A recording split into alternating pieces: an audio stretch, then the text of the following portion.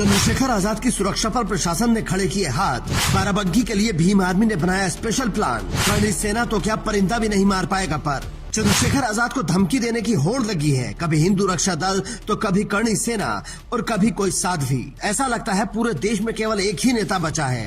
कहते हैं कि अगर आपके विरोधी आपकी बुराई करते हैं तो समझिए कि आप सही रास्ते पर हैं, लेकिन अगर वो तारीफ करने लगे तो मामला गड़बड़ है। चंद्रशेखर आजाद के साथ भी कुछ ऐसा ही है। मनुवादी उनके पीछे हाथ धोकर पड़ गए हैं। अगर वो कमजोर होते तो कब का निपटा दिए गए होते। ऐसा कोई दिन नहीं जाता जब कोई मनुवादी उन्हें धमकी नहीं देता, लेकिन फिर भी प्रशासन उनकी सुरक्षा को लेकर सीरियस नहीं है, जो कई सवाल खड़े करता है।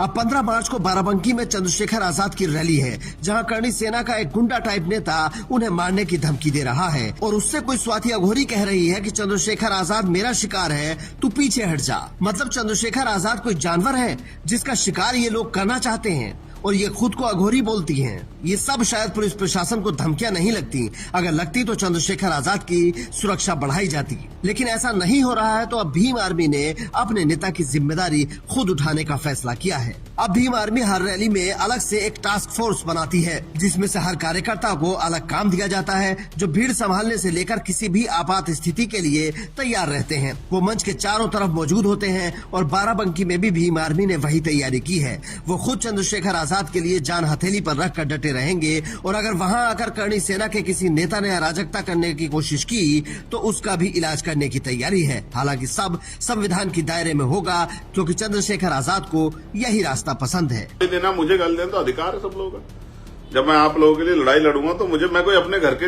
मेरा परिवार को थोड़ा ही है कि भाई मैं कोई वो करने जा रहा हूं, तो मुझे तो गाली खानी है। तो इस गाली से मत डरो। आज जो गाली दे रहे हैं कल आपको सलाम भी करेंगे। समय की बात है। ये जानबूझ के आपका ध्यान, जैसे आपको कोई सफर तय करना, मुझे यहां से लखनऊ जाना है, बीच में अगर कोई इधर इस तरह का कोई हो जाए गतिविधि तो हम लोग उधर देखने लग जाए तो हमारा तो समय खराब होगा ना भाई। ये सोचा समझा प्लान है।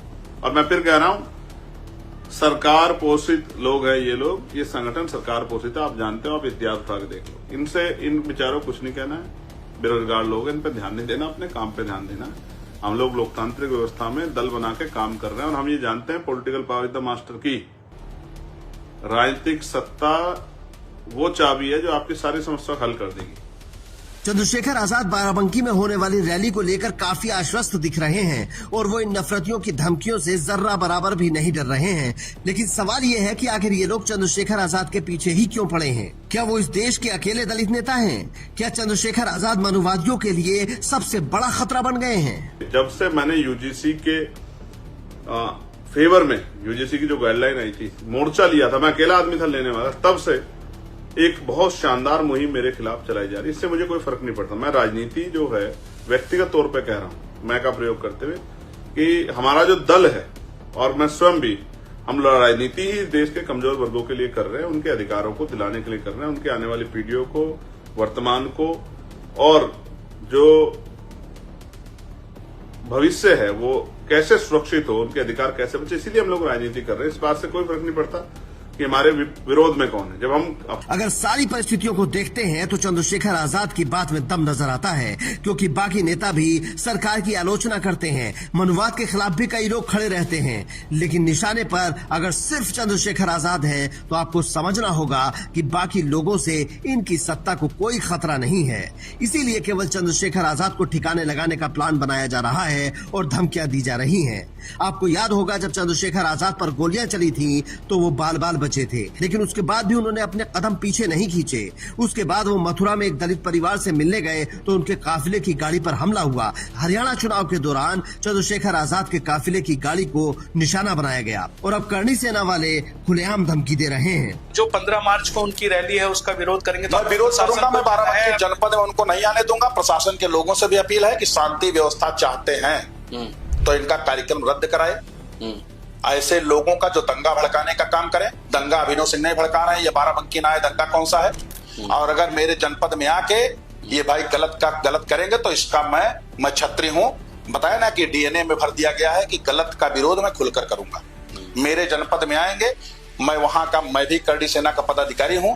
अगर गलत करेंगे तो गलत का विरोध मैं करूंगा, चंद्रशेखर रावण का विरोध मैं करूंगा। आप मुझे रोक सकते हैं, मेरे लोगों को नहीं रोक सकते हैं। यदि कोई घटना होती है तो इसका जिम्मेदार बाराबंकी। सवाल ये है कि क्या प्रशासन को ये धमकी नहीं लग रही? कोई खुलेआम एक चुने हुए सांसद को मारने का प्लान बना रहा है और लोगों को उकसा भी रहा है। कह रहा है कि मुझे रोक लोगे, कोई और कर देगा तो क्या करोगे? मतलब वो दूसरों को भी उकसा रहा है। लेकिन क्या पुलिस को इसमें कोई बुराई नजर नहीं आती? अगर यही धमकी सीएम या पीएम को दी गई होती तब भी क्या प्रशासन का यही रवैया होता? इसका जवाब आप कमेंट बॉक्स में दीजिए और स्टोरी को इतना शेयर कीजिए कि प्रशासन तक पहुंचे और वो समझें कि चंद्रशेखर आजाद केवल एक सांसद नहीं हैं, वो एक पार्टी के राष्ट्रीय अध्यक्ष भी हैं और लोग उन्हें बड़ी संख्या में फॉलो करते हैं। Bureau report, Indian news.